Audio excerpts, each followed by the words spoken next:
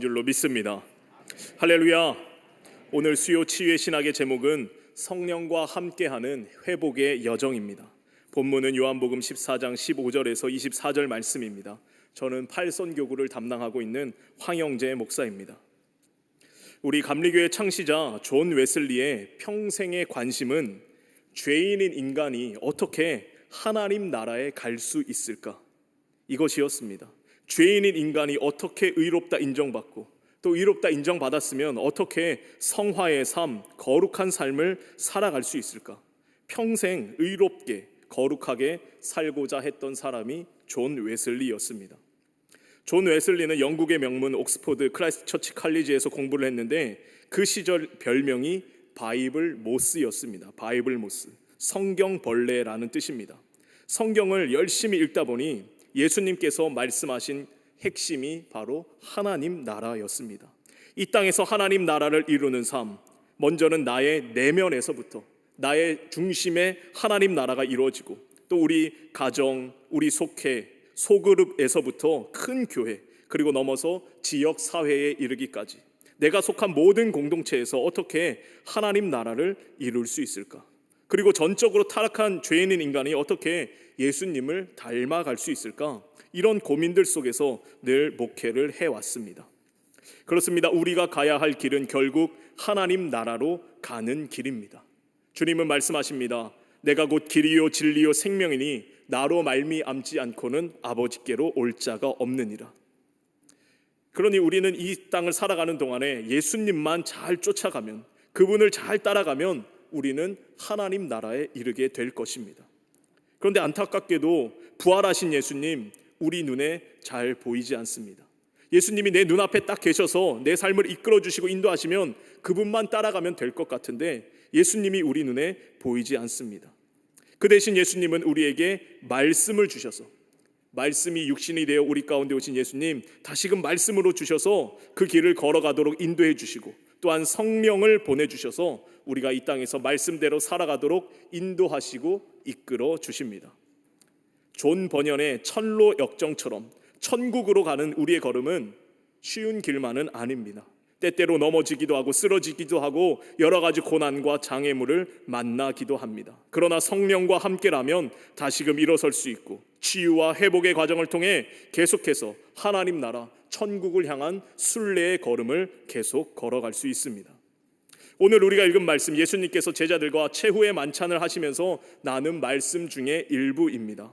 예수님이 잡히시기 전날 밤에 제자들을 다 모아놓고 12명의 제자들을 모아놓고 그들의 발을 닦아주십니다. 내가 섬기는 것처럼 너희도 서로 섬겨라. 내가 너희를 사랑한 것 같이 너희도 서로 사랑해라 하시면서 그들에게 최후의 부탁의 말씀을 하십니다.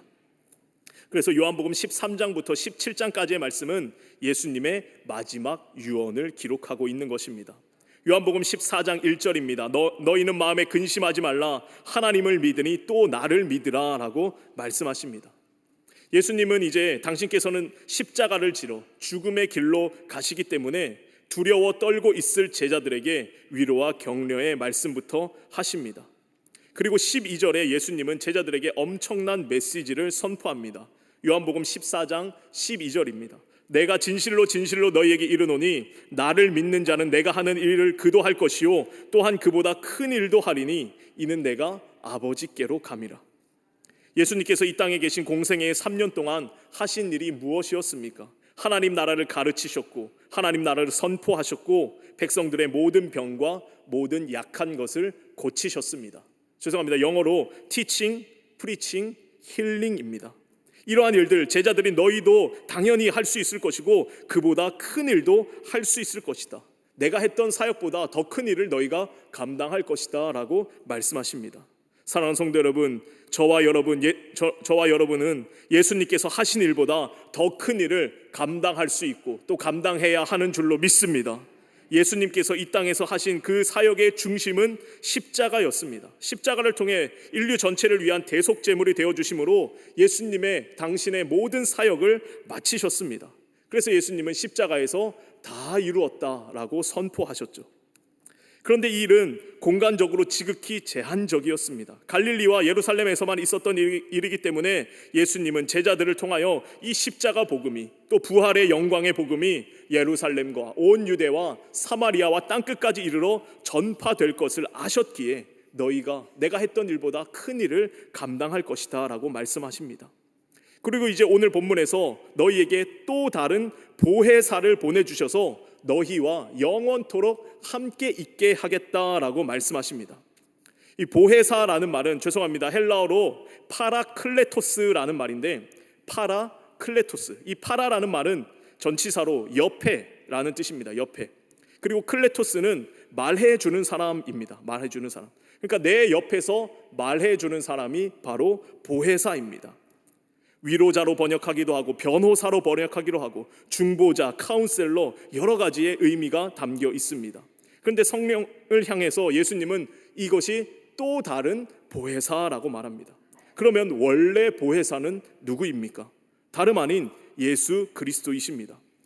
교회에서 내려오는 전승에 의하면, 전해져 내려오는 이야기에 의하면 하나님 보좌 우편에 예수님이 계시고, 하나님 보좌 우편에 예수님이 계시다는 것은 성경 곳곳에 나와 있는데, 그러면 왼편에는 누가 있을까요? 왼편에는 누가 있을까요? 교회에 내려오는 전승에 의하면 그 왼편에는 사탄이 있다고 합니다. 사탄은 그 이름 자체가 고발하는 자입니다. 하나님 앞에 죄를 고발하는 자가 왼편에 있어서 사탄이고, 하나님 보좌 우편에서 우리를 변호해 주시는 분, 우리의 파라클레토스, 보혜사 되어주시는 분이 바로 예수님이십니다. 예수님이 우리의 보혜사였고 또 다른 보혜사가 바로 성령인데, 예수님은 하나님 보좌 우편에 계실 것이고 당신이 이 땅에 오시기 전까지 성령께서 우리의 삶에 항상 있을 것이고 내 속에, 내 옆에, 내 곁에 계셔서 우리의 삶을 보호해 주시겠다, 우리의 삶을 인도해 가시겠다라고 말씀하고 있습니다. 내 곁에 있다라는 말이, 죄송합니다, 이 곁이라는 그 단어, 우리 한글을 보면 그 어원이 겨드랑이 밑입니다. 곁. 내 심장 소리, 내 숨소리까지 들을 수 있는 거리가 바로 내 곁입니다. 내 곁으로 와라 했을 때 그 가장 가까운 거리가 바로 내 곁인데, 성령께서는 우리와 가장 가까이 계셔서 우리의 숨소리로 들으시고 우리의 심장 소리도 들으시고, 바울의 표현에 의하면 때때로 우리가 기도할 바를 알지 못할 때에 말할 수 없는 탄식으로 우리를 위하여 하나님의 뜻대로 간구해 주시는 분이 바로 성령이다라고 말합니다. 예수님 말씀하십니다. 그가 영원토록 우리와 함께 하실 것이라고.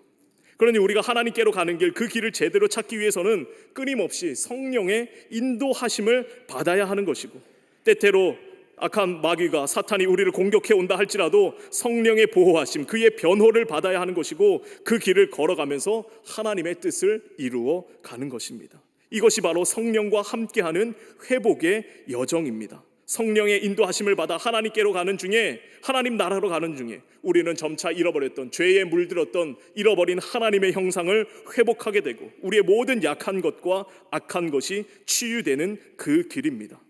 오늘 예수님께서 주신 말씀을 통하여 성령이 어떤 영인지 몇 가지 살펴보고 함께 기도의 제목을 얻고자 합니다. 첫 번째로, 성령은 진리의 영입니다. 성령은 진리의 영입니다. 14장 16절 17절입니다. 내가 아버지께 구하겠으니 그가 또 다른 보혜사를 너희에게 주사 영원토록 너희와 함께 있게 하리니 그는 진리의 영이라. 세상은 능히 그를 받지 못하나니 이는 그를 보지도 못하고 알지도 못함이라. 그러나 너희는 그를 아나니 그는 너희와 함께 거하시며 또 너희 속에 계시겠음이라. 내가 너희를 고아와 같이 버려두지 아니하고 너희에게로 오리라. 사랑하는 성도 여러분, 성령은 무엇보다 진리의 영인 줄로 믿습니다. 우리에게 진리가 무엇인지 가르쳐 주시는 영입니다. 그런데 이 영은 거짓되고 죄악된 세상은 받지도 못하고 알 수도 없습니다. 오직 하나님의 사람들에게만 주어지는 하나님의 영이기 때문입니다.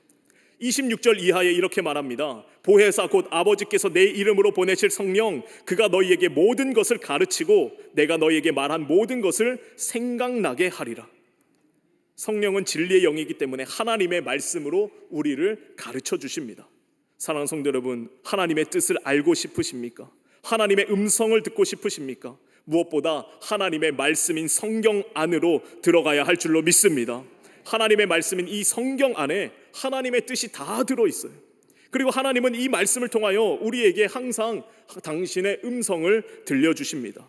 우리가 힘들고 어려울 때에 위로와 소망의 음성을 주시고, 교만하거나 거만해질 때에 따끔한 교훈과 질책의 음성을 주시고, 우리의 삶이 하나님의 뜻에서 엇나가지 않도록 우리에게 날마다 하나님의 음성을 들려주시는데, 그것은 다름 아닌 성경입니다.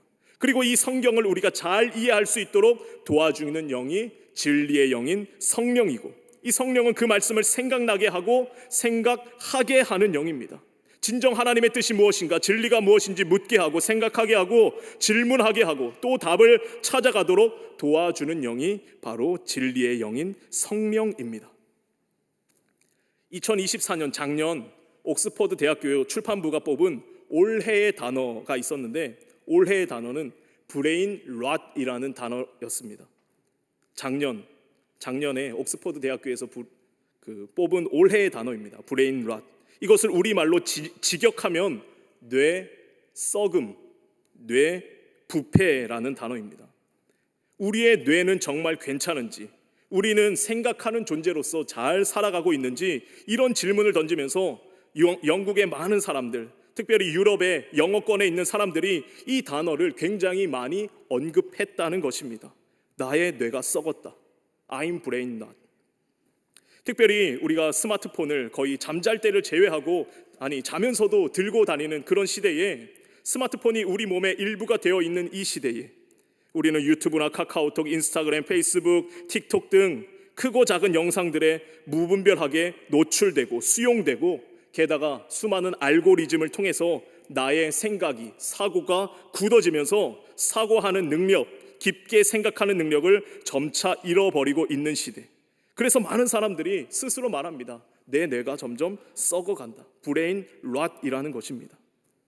이 단어를 영국에서 뽑았다면 미국에서는 미리엄 웹스터 사전에서 2024년 올해의 단어로 양극화를 뽑았습니다. 폴라리제이션, 양극화라는 단어를 뽑았습니다. 정치, 경제, 사회 모든 분야에서 완전히 상반된 두 개의 진영이 점점 더 극으로 달리고 있다라는 것입니다. 우리나라도 비슷하죠. 극좌와 극우가 아주 첨예하게 대립을 하고 있습니다. 특별히 미국에서는 대선이 있었기 때문에 더욱 그러했고, 지금 우리나라도 완전히 좌우의 전쟁과도 같은 그런 상황입니다. 2025년 우리나라는 현재 사상 초유의 일들을 너무나 많이 겪고 있습니다. 정말 이런 일이 가능할까 싶은데 최소한의 상식도 무너지고 기본적인 예의나 질서도 다 무너지는 정말 말도 안 되는 일들이 계속 벌어지고 있는 현실 앞에서 우리는 안타까워할 뿐입니다. 이 두 개의 단어가 작년에 전 세계 많은 사람들이 사용했고, 이 시대를 반영하는 단어라고 하는데, 우리가 처한 상황도 완전히 그러하지 않은가라는 그런 생각을 해보게 됩니다. 이런 시대일수록 우리는 우리의 뇌가 부패되지 않도록, 썩어지도록 내버려 두는 것이 아니라 더욱더 정신을 똑바로 차리고 하나님의 뜻을 간구해야 하는 줄로 믿습니다. 사도 베드로가 말합니다. 베드로전서 4장 7절에 만물의 마지막이 가까이 왔으니 정신을 차리고 근신하고 깨어 있으라. 진리의 영인 성령과 함께 살아감으로 우리는, 저부터도 좀 이제 스마트폰을 좀 내려놓고 다름 아닌 성경책을 좀 붙들고 살아가기를 다짐해 봅니다. 역사적으로 생각하지 않는 사람, 브레인 롯에 걸렸던 그런 사람이 중요한 자리, 중요한 위치에 가게 됐을 때 어떤 일이 나타나는가? 생각하지 않음과 이 양극화가 만나면 어떤 일이 벌어지는가? 제2차 세계대전이 끝나고 전쟁을 일으킨 전쟁범들에 대한 재판이 이루어졌습니다. 당시에 유대인 학살에 앞장섰던 아돌프 아이히만이라는 사람이 도망치다가 아르헨티나에서 붙잡혔고, 그의 재판이 예루살렘에서 진행됐습니다. 그의 재판에 뉴욕 특파원의 자격으로 참석했던 여성 철학자 한나 아렌트라는 분이 이 아이히만을 아주 조심스럽게 관찰을 하게 됩니다. 그는 수많은 유대인을 죽인 범죄자였지만 그녀가 발견한 것은 그 사람이 너무나 평범한 사람이었다라는 것입니다. 그녀는 이렇게 기록합니다. 그는 피에 굶주린 마귀도 아니었고 냉혹한 악당도 아니었다. 우리 주변에서 흔히 볼 수 있는 중년 남성일 뿐이었다. 이것을 너무나 의아하게 여긴 한나 아렌트는 예루살렘의 아히히만이라는 책을 씁니다. 그러면서 악의 평범성이라는 개념을 정리합니다. 악이란 뿔 달린 악마처럼 별스럽고 괴이한 존재, 괴기한 존재가 아니라 악은 언제나 우리 가운데 있다라는 것입니다. 아히히만은 그저 법에 충실했던 소시민에 불과했던 것이지, 그가 어떤 끔찍한 의도가 있어서 히틀러를 따른 것도 아니고 유대인을 죽인 것도 아니었습니다. 군인이었기에 그는 명령 받은 대로 행하는 것이 옳으니기에 그저 명령을 따랐습니다. 여기서 한나 아렌트가 말합니다. 아히히만의 특징은 순전한 무사유, 생각하지 않음에 있다. 그러면서 말하는 것이 우리 안에 아히히만이 있다. 이것이 악의 평범성이다라고 말하고 있습니다. 사랑하는 성도 여러분, 진리가 무엇인지 생각하지 않으면, 특별히 이 위험한 시대, 양극화의 시대에 정말 무엇이 정의이고 공의인지 상식과 몰상식이 난무하는 이 시대에 우리는 깨어있지 않으면, 진리의 영인 성령의 이끌림 받지 않으면 우리는 우리가 생각하지 않는 통에 죄를 범하게 되고 또 어떠한 죄 가운데 빠지며 살아갈지 모르게 된다는 것을 기억해야 합니다. 성령은 무엇보다 진리의 영입니다. 하나님의 말씀을 생각나게 하고 또 하나님의 뜻이 무엇인지 생각하게 하고 하나님의 뜻이 무엇인가 우리에게 가르쳐 줍니다. 이런 성령 진리의 영과 늘 함께함으로 깨어 질문하며 생각하는, 그리하여 악의 평범성에 묻히지 아니하는, 깨어 있어 하나님의 뜻을 이루는 저와 여러분의 삶이 되시길 주님의 이름으로 간절히 축원합니다. 두 번째로, 성령은 사랑의 영입니다. 성령은 사랑의 영입니다. 예수님께서 요한복음 14장 15장에서 계속 강조하시는 말씀 가운데 하나가 사랑입니다. 사랑. 오늘 우리가 읽은 21절 말씀, 나의 계명을 지키는 자라야 나를 사랑하는 자니 나를 사랑하는 자는 내 아버지께 사랑을 받을 것이요 나도 그를 사랑하여 그에게 나를 나타내리라. 나의 계명을 지키는 자라야 나를 사랑하는 자래요. 그 주님의 계명이 무엇입니까? 요한복음 13장 35절에서 36절입니다. 새 계명을 너희에게 주노니 너희가 서로 사랑하라. 내가 너희를 사랑한 것 같이 너희도 서로 사랑하라. 너희가 서로 사랑하면 이로써 모든 사람이 너희가 내 제자인 줄을 알리라. 우리가 서로 사랑하는 것, 이것이 주님께서 우리에게 주신 새로운 계명입니다. 구약의 모세를 통해 우리에게 주신 10계명이 있지만 그것을 사랑이라는 것으로 하나로 묶어주셨습니다. 1계명에서부터 4계명까지 하나님 사랑이고 5계명부터 10계명까지 이웃 사랑입니다. 14장 23절입니다. 예수께서 대답하여 이르시되 사람이 나를 사랑하면 내 말을 지키리니 내 아버지께서 그를 사랑하실 것이요 우리가 그에게 가서 거처를 그와 함께 하리라. 나를 사랑하지 아니하는 자는 내 말을 지키지 아니하나니 너희가 듣는 말은 내 말이 아니요 나를 보내신 아버지의 말씀이니라. 예수님은 제자들에게 계명을 지키고 서로 사랑할 것을 말씀하시면서 더욱 강조하는 것이 나를 사랑하라. 나는 누굽니까? 예수님입니다. 예수님을 사랑하라라고 말하고 있습니다. 예수님을 사랑하는 것이야말로 우리 신앙생활의 유일한 동기와 내적 지향, 목적의 근거가 되어야 하는 것입니다. 우리가 이 저녁에 왜 예배의 자리에 와서 앉아 있습니까? 이 바쁘고 분주한 시간에, 피곤한 시간에 왜 예배의 자리에 와 있습니까? 예수님을 사랑하기 때문입니다. 우리가 왜 물질을 드리고 시간을 들여 헌신합니까? 그 이유는 다름 아닌 예수님을 사랑하기 때문입니다. 왜 우리가 전도합니까? 내가 사랑하는 예수님의 명령이고 또 내가 만난 예수님을 자랑하고 싶고 소개하고 싶으니까 전도하는 것입니다. 이 사랑이 없으면, 예수님을 향한 사랑이 없으면 우리의 신앙생활은 점점 메말라 갈 수밖에 없고 힘들어질 수밖에 없고 사랑이 약해질수록 우리의 신앙은 점점 힘이 빠져나갈 수밖에 없다는 것을 기억해야 할 것입니다. 그래서 우리 예수님은 내가 포도나무고 너희가 가지니까 붙어 있어야 사는 존재다라고 말합니다. 15장 5절 이하입니다. 나는 포도나무여 너희는 가지라. 그가 내 안에 내가 그 안에 거하면 사람이 열매를 많이 맺나니 나를 떠나서는 너희가 아무것도 할 수 없음이라. 15장 7절 너희가 내 안에 거하고 내 말이 너희 안에 거하면 무엇이든지 원하는 대로 구하라. 그리하면 이루리라. 9절에 아버지께서 나를 사랑하신 것 같이 나도 너희를 사랑하였으니 나의 사랑 안에 거하라. 내가 아버지의 계명을 지켜 그의 사랑 안에 거하는 것 같이 너희도 내 계명을 지키면 내 사랑 안에 거하리라. 내가 이것을 너희에게 이름은 내 기쁨이 너희 안에 있어 너희 기쁨을 충만하게 하려 함이라.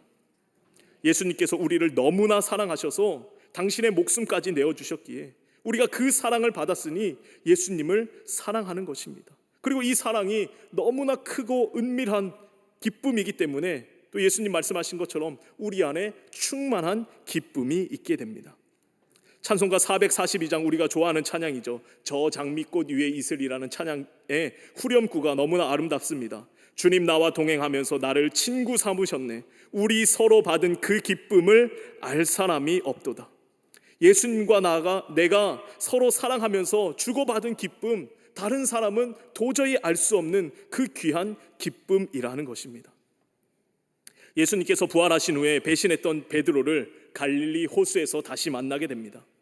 베드로는 앞서 예수님의 십자가 앞에서 고난의 현장에서 예수님을 모른다고 3번이나 부인했습니다. 그 후에 처음으로 예수님을 다시 만났는데 3년 전과 같이 갈릴리 호수에서 물고기 잡던 베드로, 이제 예수님과 함께 조반을 먹게 됩니다. 예수님이 말씀하십니다. 그들이 조반 먹은 후에 예수께서 시몬 베드로에게 이르시되 요한의 아들 시몬아, 내가 이 사람들보다 나를 더 사랑하느냐 하시니 주님 그러하나이다. 내가 주님을 사랑하는 줄 주님께서 아시나이다. 이르시되 내 어린 양을 먹이라 하시고, 똑같은 질문을 3번이나 반복하십니다. 베드로의 3번의 배신과 부인을 완전히 회복시켜 주시는 예수님의 사랑입니다. 예수님은 베드로에게 다른 어떤 말도 하지 않으셨습니다.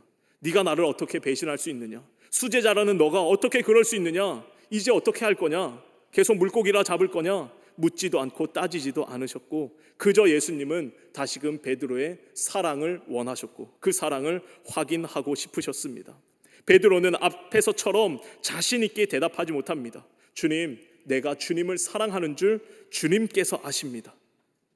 사랑하는 성도 여러분, 우리가 하나님의 일을 감당하기 위하여, 주신 사명을 감당하기 위하여 우리에게 있어야 할 단 하나의 것이 필요하다면 그것은 다름 아닌 예수님을 향한 사랑인 줄로 믿습니다. 예수님은 오늘도 우리에게 물어보십니다. 너가 나를 사랑하느냐? 정말 너가 나를 사랑하느냐? 이 땅의 모든 것보다 나를 더 사랑하느냐? 사도 바울은 성령의 열매를 이야기할 때에 첫 번째로 사랑을 말합니다. 그리고 고린도전서 12장에서도 은사에 대한 이야기를 쭉 한 다음에 가장 좋은 길을 너희에게 보이리라 라고 하시며 13장에 사랑은 오래 참고부터 시작됩니다. 사랑하는 성도 여러분, 우리는 사랑이 점점 메말라가는 그런 시대를 살아가고 있습니다. 그러나 이 세상을 살리고 이 세상을 치유하고 찢어지고 갈라진 이 나라 이 백성의 마음을 고치고 회복하는 것은 결국 하나님의 사랑밖에 없는 줄로 믿습니다. 바라기는 저와 여러분의 삶이 날마다 성령으로 충만하여져서 사랑이 넘치는 하나님을 향한 사랑, 예수님을 향한 사랑, 그 사랑으로 말미암아 이웃을 향한 사랑까지도 더 풍성하게 되는 복된 삶이 되시길 주님의 이름으로 간절히 축원합니다. 끝으로 성령은 승리의 영입니다. 성령은 승리의 영입니다. 이어지는 말씀 요한복음 16장 33절에 예수님은 이렇게 말씀하십니다. 이것을 너희에게 이르는 것은 너희로 내 안에서 평안을 누리게 하려 함이라. 세상에서는 너희가 환난을 당하나 담대하라. 내가 세상을 이기었노라. 예수님을 따르는 자들의 삶, 결코 꽃길만 걷는 삶이 아닙니다. 그 길은 좁고 협착해서 찾는 이가 적은 가시밭길입니다. 십자가의 길입니다. 우리 앞에는 환난이 기다리고 있습니다. 고난당하는 것 지극히 당연한 일임을 예수님께서도 말씀하셨고, 그래서 고난당하는 자가 복이 있다, 박해당하는 자가 복이 있다라고 예수님은 말씀하셨습니다. 그러나 성령과 함께라면, 예수님이 이미 세상을 다 이기셨기 때문에 우리는 성령과 함께 담대함을 가지고 승리의 길을 걸어가면 된다라는 것입니다. 사도행전에서 예수님이 승천하시면서 뭐라 하십니까? 오직 성령이 너희에게 임하시면 너희가 권능을 받고 라고 말씀하십니다. 여기서의 권능, 헬라어로 뒤나미스입니다. 뒤나미스, 다이나마이트의 어원이 되는 그런 말입니다. 강력한 힘, 생동력, 생명의 기운이 넘치게 된다라는 겁니다. 성령과 함께라면 지쳤던 우리의 몸에 생명의 기운이, 생기가 넘치게 된다라는 것입니다. 우리 내면에 힘이 솟아나고 우리의 힘의 근원이 되어주는 것, 바로 이 성령, 영적인 에너지, 영적인 파워, 우리의 삶을 승리로 이끄는 힘, 그것이 바로 성령이라는 것입니다. 그러기에 우리는 이 성령을 어디서 충만함을 얻을 수 있겠습니까? 예배의 자리, 기도의 자리, 찬양의 자리가 아니고서는 성령을 얻을 수 있는 곳 많지 않을 것입니다. 물론 가정에서, 삶의 자리에서 영상을 통해 예배드리고 가정 예배드리고 기도함으로 성령을 공급받을 수는 있지만 성령 충만함을 받기에는 조금 부족합니다. 우리가 기름이 떨어지면 주유소에 가서 가득 채워야 하듯이 영적인 충전소인 교회에 와서, 예배당에 와서 기도하고 예배드리고 찬양함으로 다시금 성령의 에너지, 영적인 에너지를 가득 채워야 한다라는 겁니다. 그리스 로마 신화에 땅의 여신 가이아의 아들 안타이오스라는 거인이 있었습니다. 안타이오스. 그는 얼마나 힘이 장사인지 심심하면 사람들에게 싸움을 걸어서 그들을 넘어뜨리고 기뻐했습니다. 악당이었어요. 그런데 이 안타이오스라는 거인을 무찌르기 위해서 헤라클레스가 등장합니다. 그런데 헤라클레스가 아무리 싸워도 고전을 면치 못합니다. 여러 번 그를 이제 땅바닥에 내리꽂았는데 땅에 닿는 순간 안타이오스의 힘이 더 강해집니다. 왜냐하면 그는 땅의 여신 가이아의 아들이었기 때문에 안타이오스에게는 이 땅이야말로 힘의 근원이었습니다. 그래서 땅에 엎드러지면 그의 힘이 더 세지는 겁니다. 그래서 한참 싸우다 보니까 헤라클레스가 그것을 눈치채게 됩니다. 그래서 어떻게 해서든 땅에 닿지 못하게 하는 것입니다. 그래서 땅에 닿을 수 없도록 높이 들어서 허공에서 목을 졸라 죽이게 됩니다. 사랑하는 성도 여러분, 이 험한 세상을 살아가는 동안에 우리가 힘을 잃을 때마다 힘의 원천으로부터 끊임없이 에너지를 받아낼 수 있는 그 무엇, 그것이 바로 우리에게 성령이다라는 것입니다. 신앙생활이란 우리의 힘의 근원을 다름 아닌 성령에 두는 겁니다. 성령과 함께 할 때 우리는 다시금 일어나 힘을 얻는 것입니다. 비록 바닥으로 내동댕이 쳐질지라 하더라도 그 안타이오스가 땅에서 힘을 얻어내듯이 우리는 성령으로부터 예배의 자리에서 다시금 새로운 힘을 얻고 기도로부터 찬양으로부터 다시금 성령 충만함을 얻어서 새로운 힘을 얻게 된다라는 것입니다. 만약에 저기 나오는 헤라클레스가 사탄이라고 한다면, 사탄은 우리가 새로운 힘을 얻지 못하도록, 땅에 닿지 못하도록, 예배의 자리, 기도의 자리, 찬양의 자리에 오지 못하도록 우리를 묶어두고 목을 조르고 있는 것은 아닌지 우리가 생각해 봐야 할 것입니다. 그러나 우리가 다시금 기도의 자리에서, 예배의 자리에서 성령 충만함을 받을 때에, 그럴 때에 이 모든 일에 우리가 넉넉히 이기게 되고 환난 당하지만 담대하라 말씀하신, 내가 세상을 이기었노라 말씀하신 그 예수님과 함께 승리의 길을 걸어갈 수 있게 된다라는 것입니다. 사랑하는 성도 여러분, 무엇보다 성령과 함께하는 성령 충만한 삶을 살아가는 저와 여러분의 2025년 한 해가 되기를 주의 이름으로 간절히 축원합니다. 진리의 영, 사랑의 영, 승리의 영인 성령과 함께함으로 이 악한 세상에서 믿음으로 승리의 길을 걸어가는, 그리하여 저 하나님 나라를 향하여 달려나가는 저와 여러분이 되시길 주님의 이름으로 간절히 축원합니다. 기도하시겠습니다. 사랑과 은혜 하나님 감사합니다. 이 저녁 우리에게 새로운 힘과 또 능력을 허락하여 주시기 위하여 우리의 걸음을 예배의 자리로 인도하여 주심에 참으로 감사를 드립니다. 진리의 영인 성령과 함께함으로 늘 깨어있게 하시고 하나님의 뜻이 무엇인지 분별할 수 있는 지혜를 허락하여 주시옵소서. 사랑의 영 성령을 충만하게 부어주시사 예수님을 더 깊이 사랑하게 하시고 또 이웃을 지극히 사랑하는, 그리하여 이 세상을 치유하는 우리의 삶이 되도록 주님 인도하여 주시옵소서. 날마다 예배의 자리, 기도의 자리, 찬양의 자리에서 성령 충만함을 얻기 원합니다. 새로운 힘과 능력을 얻어 승리의 길을 걸어가는 광림의 모든 권속들 되게 하여 주시옵소서. 모든 말씀 예수님의 이름으로 기도하옵나이다. 아멘. 광림 코이노니아입니다. 샤이닝 스쿨 겨울 성경학교가 내일까지 진행됩니다. 많은 관심과 기도 부탁드립니다. 2025년 1학기 광림 장학생을 선발합니다. 지원하실 분은 교회 홈페이지에서 내용을 참고하시고 신청해 주시기 바랍니다. 명절 가정 예배문이 제작되었습니다. 필요하신 분 한 부씩 가져가시기 바랍니다. 12월분 헌금 명세서가 발행되었습니다. 2층 서점 옆 헌금함에서 찾아가시기 바랍니다. 이제 다 함께 일어나셔서 찬송가 442장 부르신 후에 드려진 예물 위해 기도하고 주기도문으로 수요 치유의 신학을 마치겠습니다.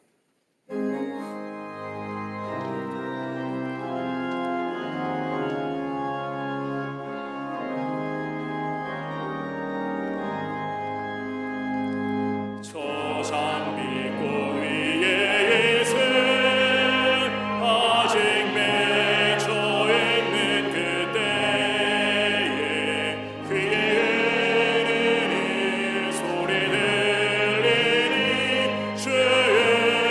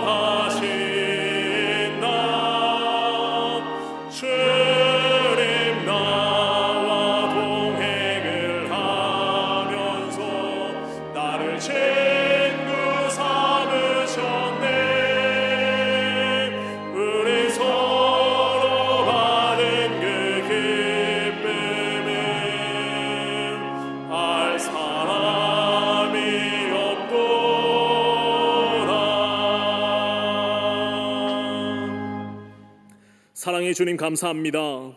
이 저녁 주님 앞에 나오면서 귀한 예물 정성껏 구별하여 드린 손길들이 있습니다. 하나님 나라를 위하여 영혼 구원을 위하여 쓰임받는 복된 예물 되도록 주님 성별하여 주시옵소서. 드린 손길마다 하나님 기억하여 주시사 넘치는 은혜와 축복으로 채워주시고 또 놀라운 기도 응답의 역사를 허락하여 주시옵소서. 돌아가는 걸음도 지켜보아여 주시고 날마다 성령과 동행하며 진리를 깨닫고 풍성한 사랑을 누리며 승리의 길을 걸어가는 우리 모두가 되게 하여 주시옵소서. 예수님의 이름으로 기도하옵나이다. 아멘.